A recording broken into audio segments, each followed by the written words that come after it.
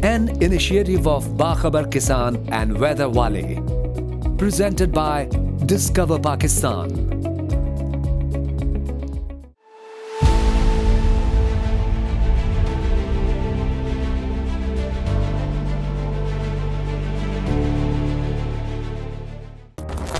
You can really go down a deep rabbit hole if you read about ice ages. There's deep rabbit hole on ice ages. Deep rabbit hole.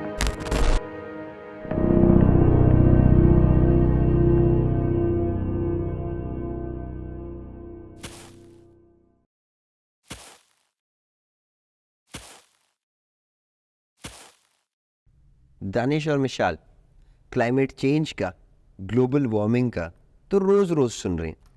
मैंने recently ice as के बारे में सुना, तो what is this ice age, क्या है ये? सो आप ग्लोबल वार्मिंग की बात कर रहे हैं, तो उसमें हमें पता है कि अर्थ के अंदर कार्बन डाइऑक्साइड के जब लेवल ज़्यादा होते हैं तो हमारे पास ग्लोबल वार्मिंग होती है। बिल्कुल ठीक है। इसके ऑपोजिट आइस एज के अंदर क्या होता है कि जब हमारे पास कार्बन के लेवल्स कम हो जाते हैं एटमॉस्फेयर के अंदर, तो फिर हमारे पास आइस एज होती है। वो किस तरह से होती है कि हमारे जो नॉर्थ और साउथ पोल हैं अर्थ के, ठीक है, वहाँ पे जो हमारे पास बर्फ़ है वो एक्सपैंड होना शुरू हो जाती है टूवर्ड्स द इक्वेटर। अच्छा, तो ये एक पूरी लेयर या शीट बन जाती है अर्थ के अराउंड, और मोस्टली आइस एजेस के अंदर देखा गया कि 1/3 of the earth was covered in ice. अच्छा। हाँ जी। सो बेसिकली ये आइस स्टेज की डेफिनेशन आप तो if I understand you correctly, आप ये कह रही हैं कि जब कार्बन ज़्यादा होता है तो ग्लोबल वार्मिंग होती है, यस, जब कार्बन कम होता है तो ग्लोबल कूलिंग होती है। और अभी इसलिए ग्लोबल वार्मिंग है कि अर्थ के टेम्परेचर्स ऊपर जा रहे हैं क्योंकि कार्बन भी ऊपर जा रही है। Is that wonderful? जैसे कि एक है सेइंग भी है कि nothing is permanent, change is permanent. बिल्कुल, एग्जैक्टली अप्लाई होती है हर लिविंग नॉन लिविंग जो भी चीज़ है ना, हमारे पे भी, हमारी ज़िंदगियों पे भी, बिल्कुल, तो अर्थ पे भी क्यों ना अप्लाई हो फिर। एग्जैक्टली, ठीक। पॉइंट इसी वैलिड। तरह जैसे मिसाल ने कहा कि अभी तो हम ग्लोबल एक छोटा सा फेज़ है जो ह्यूमन मेड है, ऑलमोस्ट ग्लोबल वार्मिंग की फेज़ में है, लेकिन इस तरह नहीं था। अर्थ रिपीटेटिव साइकिल में जो है ग्लोबल कूलिंग की तरफ गई है। अच्छा, अर्थ कितनी पुरानी है? 4.6 बिलियन ईयर्स। Yes. मिसाल ऐसे ही। यस। तो उसमें है 4.6 बिलियन ईयर्स में 5 टाइम्स मेजर ग्लोबल कूलिंग हुई है या आइस एज आई है। अच्छा, तो उनके कुछ नाम है, हरोनियन, सिरोजेनियन, एंडियन सहारन, कैरो, और अभी जो रिसेंट है वो है क्वार्टररी। अच्छा, जैसे पंजाब से कोई बंदा है तो पंजाबी जो माएँ होती हैं, जो बुज़ुर्ग होते हैं, तो वो एक दुआ देते हैं कि जा पुत्र तेनू ठंडियाँ हवा वाला। ठीक है। लेकिन ठंडी हवाएं जो होती है ना, हमारे लिए तो बड़ी मतलब राहत होती है हमारी, लेकिन वैसे ठंडी हवाएं हिस्ट्री में हाँ, कोई अच्छा शगुन नहीं है। अच्छा, नहीं, कभी लोगों ने उसको वेलकम नहीं किया, अच्छा, क्योंकि हिस्ट्री में जो चीज़ें इंसान डिपेंडेंट था एग्रीकल्चर पर, बिल्कुल, तो कोल्ड कंडीशन मतलब कि नो है। अच्छा, रेड फ्लैग है किसके लिए?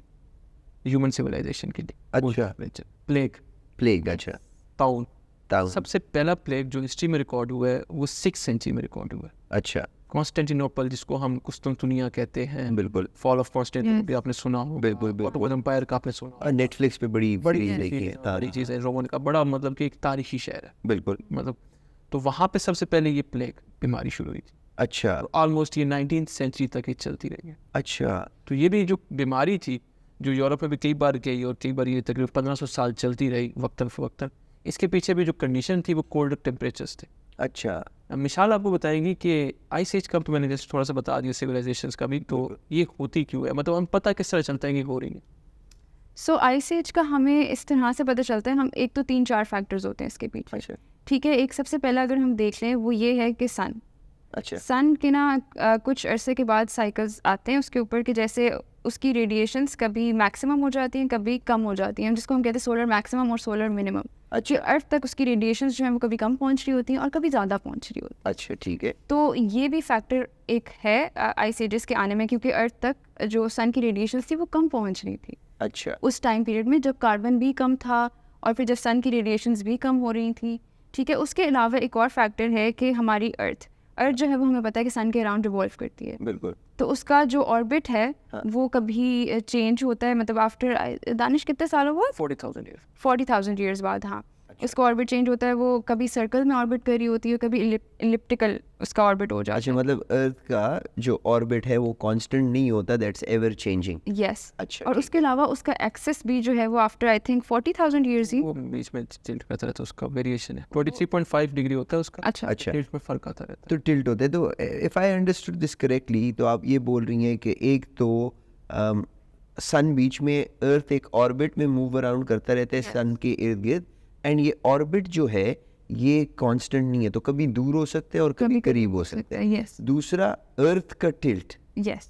तो अर्थ का टिल्ट ज़्यादा होगा तो रेज इस वाले इलाके में लेट पहुंचेंगी Yes. या कम पहुंचेंगी। ताकत होगी उनमें। हाँ जी। और तीसरी क्या रीज़न बताई थी? तीसरा, सन की जो रेडिएशंस हैं हाँ जी। वो कभी ज़्यादा हो जाती हैं और कभी कम हो जाती हैं। जो कम होती हैं तो अच्छा। वो अर्थ तक वैसे भी कम ही पहुंच रही होती हैं। तो ये अच्छा। भी एक कॉज हो सकता है। इसके अलावा एक और भी चीज़ थी कि आपको पता है कि हमारा जो इंडियन सब कॉन्टिनेंट अभी है, अच्छा। हम लोग एशिया का पार्ट हैं, हाँ, बट बिल्कुल। काफ़ी टाइम पहले हम लोग एशिया का पार्ट नहीं थे। हमारा जो हम basically we were floating on an ocean. Oh wow, Yeah. अच्छा, दैट्स इंटरेस्टिंग। या सो टेक्टोनिक प्लेट्स की मूवमेंट हुई, हाँ। ठीक है, and then our Indian subcontinent it collided with the south Asian continent. और जब वो कोलिजन हुई तो उसकी आप कह लें कि वजह से हमारे पास जो हिमालयास की इतनी बड़ी रेंज है वो फॉर्म हुई।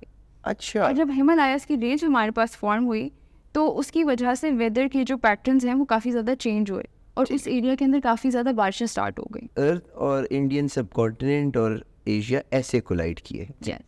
ये आपने बताया मुझे। Yes. और जब वो कोलाइड किए तो उससे हिमालयस फॉर्म हुए, यस। तो उससे जब वो फॉर्म हुए तो वेदर पैटर्न्स चेंज हुए, यस। जब इनिशिएट हुआ। मॉनसून इनिशिएट हुआ और उससे ज़्यादा बारिशें स्टार्ट हो गई।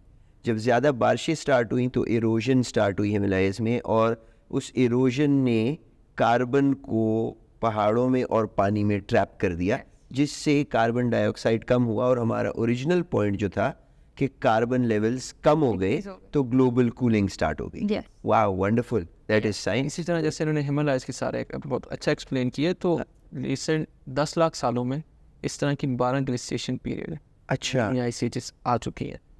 आप ऑस्ट्रेलिया से गए हुए हैं, आप रहे भी हैं। बिल्कुल। सोचें कि आपको मैं कहूँ कि आप रोड ड्राइव करते हुए ऑस्ट्रेलिया पहुँचे, अभी अभी नहीं पॉसिबल। नहीं पॉसिबल, जहाज में ड्राइव करके। बिल्कुल। आपको टिकट भी है। लेकिन आज से आप समझ लें 8,000 साल पहले अच्छा, ऐसा नहीं था। You can literally travel by land to Australia. अच्छा, मतलब ये कनेक्टेड थे। ये कनेक्टेड थे। ओह वाओ, ये फिर डिस्कनेक्ट कैसे हुआ? डिस्कनेक्ट का पहले मैं कनेक्ट का बताता हूँ, क्योंकि जो ग्लोबल आइस एज थी उस वजह से सी लेवल्स जो थे 400 फीट ड्रॉप हो गए थे। अच्छा, 400 feet. 400 feet 120 meter something like. अच्छा, अब हुआ क्या कि आप अब कह रहे हैं जैसे ये नई जो फॉर्म है अर्थ की ये कैसे बनी, तो ये हुआ था कि जब ये आइस एज ख़त्म हो रही थी, ग्लेशियर्स पिघल रहे थे, ये लास्ट वाली जो थी, लास्ट वाली ग्लेशियर जब पिघल रहे थे तो मिसाल ऐसे हुआ कि हमारे पास अमेरिका के ऊपर, नॉर्थ अमेरिका के ऊपर एक लेक बन गई, ग्लेशियर लेक। ओह अच्छा। बेसिकली सराउंडेड थी बर्फ़ से ही। जब बनती रही एक टाइम आया कि वो ग्रेविटेशनल कोलैप्स हो गया पानी। जैसे आप रेत को ऐसे करते रहे, एक टाइम आएगा वो मतलब कि आप उसको एक बनाएंगे लेकिन वो कोलैप्स कर जाएगी। कोलैप्स हो जाएगी। ये ग्रेविटेशनल कोलैप्स कहते हैं इसको। तो वो कोलैप्स हुआ, सारा पानी कहाँ चला गया? नॉर्थ अटलांटिक ओशन में। अच्छा, एक तो इसका कॉन्सिक्वेंसेज ये कॉन्सिक्वेंस हुआ कि जो हमारे पास यूरोप था वहाँ पे एक अच्छा ओशन में करंट चलते हैं। बिल्कुल गल्फ करंट एक है जो कि हमारे पास न्यूयॉर्क से लंदन की तरफ चलता है, बिल्कुल, जो कि वार्म वाटर लंदन की तरफ लेके जाता है, इसलिए लंदन के टेम्परेचर थोड़े माइल्ड रहते हैं। ठीक है, तो वो जब करंट जो था, जब उसमें पानी गिरा ठंडा, बिल्कुल, चलना बंद हो गया। बिल्कुल, जब वो चलना बंद हो गया तो यूरोप में ड्राउट आ गया। ओह अच्छा। और इसका जो सबसे मेजर इम्पैक्ट आया था वो ये था कि सी सरफेस, सी जो लेवल है वो 120 मीटर राइज हो गया। अच्छा, मतलब ऑस्ट्रेलिया था वो, अच्छा, जी। मुझे जहाज़ बिल्कुल भी नहीं पसंद और अगर रोड होती तो I would have been the happiest person. मैं साल में 1-2 दफ़ा जाता हूँ। तो मुझे एक बात ये बताओ कि ये एक्चुअली कोई साइंटिफिक एविडेंस है, कोई टेस्ट्स किए हुए हैं इन्होंने, क्या डेटा देखा हुआ है, क्या किया हुआ है इन्होंने कि ये बता सकते हैं कि आइस एज आई थी? एक और चीज़ है इसको कहते हैं जियोमॉर्फोलॉजी। अच्छा, जियो ज़मीन, morphology basically study of the earth features. ठीक है, अच्छा, ग्लेशियर जहाँ से मूव होता है ना तो अपने निशान पीछे छोड़ जाता है। अच्छा, आप जैसे कोई भी चीज़ मूव करेंगे तो ये पीछे कुछ रह जाती है। बिल्कुल, बिल्कुल, कहते हैं। बिल्कुल, तो ग्लेशियर जब मूव होता है जो एक निशान रहता है उसको कहते हैं स्टायरेशंस। अच्छा, एक टर्म है, जियोलॉजिकल टर्म है, बिल्कुल। ठीक है, एक फीचर, जियोलॉजिकल फीचर, स्टायरेशंस। तो साइंटिस्ट ने कुछ ऐसे इलाकों में स्टाइरेशंस देखी जो अभी बिल्कुल खुश्क है अच्छा या उनमें बहुत ज़्यादा जंगल है। अच्छा तो उन्होंने फिर यही इसको असेसमेंट उनकी हुई कि यहाँ पे भी किसी ज़माने में ग्लेशियर आइस थी, यहाँ पे ग्लेशियर्स मूव करते थे। अच्छा तो इस सारे एविडेंस के बेस पे आइस एजेस की उसकी क्रोनोलॉजी प्रिडिक्ट हुई, अच्छा बताया गया कब से कब तक थी। तो ये सारे कार्बन, एक और चीज़ है हाँ, कार्बन डेटिंग। अच्छा कार्बन डेटिंग या आइसोटॉप्स होते हैं, रेडियो एक्टिव आइसोटॉप्स, उनकी वजह से भी आइस एज की प्रिडिक्शन उन्होंने निकाला हिस्ट्री क्या होती है। अच्छा मैं आपको एक मज़े की स्टोरी सुनाता हूँ कि इंडस वैली सिविलाइजेशन का नाम सुना है आपने? हाँ जी बिल्कुल। हड़प्पा मोहनजोदड़ो का बिल्कुल। नाम सुना है, जिसकी तस्वीर भी है। तो उसकी जो एक्सटेंट हुए थे या वो जब ख़त्म हुई थी, डिक्लाइन हुआ था सिविलाइजेशन का, तो एक रिसर्च है उसके मुताबिक ये है कि 200 ईयर्स का एरा था। तो जैसे कि वो 200 साल जो थे, 200 सालों में जो रिकॉर्ड उन्होंने जब निकाला, कार्बन ऑक्सीजन 18 डिपॉजिट हुआ था, जो कि तब डिपॉजिट होता है जब हमारे पास रेनफॉल बहुत कम होती है। अच्छा तो वो साइंटिस्ट ने फिर ये इन्फर किया कि इन 200 सालों में मूनसून बिल्कुल नहीं हुआ, खत्म हो गया। अच्छा ये उन्होंने एक एविडेंस दिया इंडस सिविलाइजेशन के फॉल होने का। अच्छा तो ये वो तो ये इसी तरह जिस तरह सिविलाइजेशंस ख़त्म हुई हैं, इसी तरह कुछ सिविलाइजेशंस ने माइग्रेट भी शायद किया हो। बिल्कुल क्लाइमेट, जैसे आजकल भी क्लाइमेट की वजह से, अभी जो रिसेंटली आप देख लें डिजास्टर्स की वजह से क्या होता है, रिफ्यूजीज होते हैं और लोग माइग्रेट करते हैं आजकल भी। बिल्कुल तो पास्ट में भी ये होता रहा। वाइकिंग्स देखे आपने? ओ फेवरेट आपने सीरीज देखा? नेटफ्लिक्स पे बहुत Lothbrok। रैग्नार लॉथब्रुक, और वो खातून का क्या नाम था? क्या नाम? मुझे अभी याद चले जो भी नाम था, हाँ, डाइग्रेस चल। तो अब आपने देखा होगा कि वो शुरू में होते हैं तो वो रेड करते हैं, बिल्कुल रेड टूवर्ड्स इंग्लैंड, कहते हैं इंग्लैंड जाएगा, वो बादशाह से लड़ता भी है, फिर खुद चला जाता है, फिर स्टोरी है। तो ये रेड उन्होंने स्टार्ट किया 800 AD में, बिल्कुल ठीक है। अब हुआ ये क्लाइमेटिक कंडीशंस उस वक्त ये थी कि उससे पहले ये हमारे पास नॉर्डिक रीजन्स हैं, स्कैंडिनेवियन कंट्रीज, नॉर्वे, स्वीडन वगैरह, बिल्कुल। स्वीडन के थे। तो इससे पहले उस जगह पे बर्फ़ थी। अच्छा 800 AD के बाद सडनली वहाँ से बर्फ़ पिघलना शुरू हो गई, अच्छा जब उनके पास नए नए रूट्स आ गए, जिसलिए वो फिर एक्सपेंड हुए, उन्होंने जाके तबाही मचाई इंग्लैंड में, फ्रांस में, आइसलैंड में, ग्रीनलैंड में, और अपने साथ नई नई स्किल्स भी, उनका कल्चर भी, सब कुछ लेके आए। बोट्स भी बोट्स उनकी बड़ी, वो शिपमेंट बहुत ज़बरदस्त है, अच्छा शिपमेंट बहुत तो मतलब पहले आइस थी तो वो नहीं ट्रैवल कर सकते थे, फिर टेम्परेचर्स ठीक हुए और सी बना और उन्होंने बोट्स ली और वो उस साइड पे मूव कर। अच्छा अच्छा मंगोल्स का भी जैसा है कि मतलब कहा जाता है मंगोल्स काफ़ी बारबेरिक टाइप के थे। अच्छा मंगोलिया में वो लोग होते थे पहले, और वहाँ पे क्योंकि वेदर कंडीशंस जब चेंज होना स्टार्ट हुई, वहाँ पे जब सर्दी आना स्टार्ट हुई और फेवरेबल कंडीशंस नहीं थी टू लिव, तो वो लोग फिर इस ईरान साइड पे आना शुरू हो गए थे, और ये जो सेंट्रल एशिया की साइड है, अच्छा इसलिए वो लोग वहाँ से माइग्रेट करके इधर आए थे। तो अगर हम इस सारे सिचुएशन को सम अप करें तो मैं ये बोलूँगा कि कार्बन डाइऑक्साइड लेवल्स जो है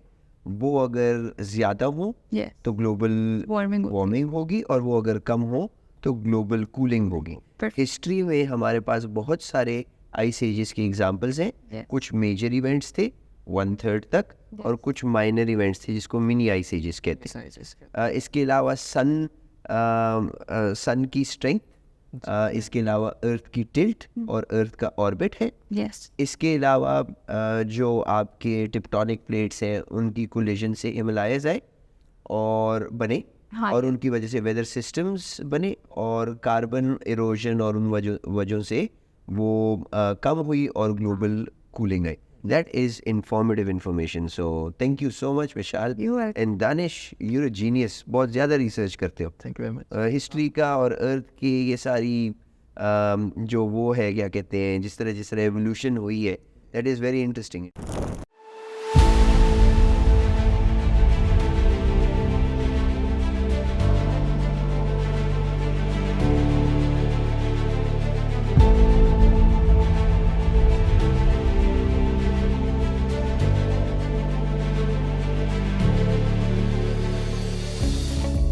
An initiative of Bakhabar Kisan and Weather Wale. Presented by Discover Pakistan.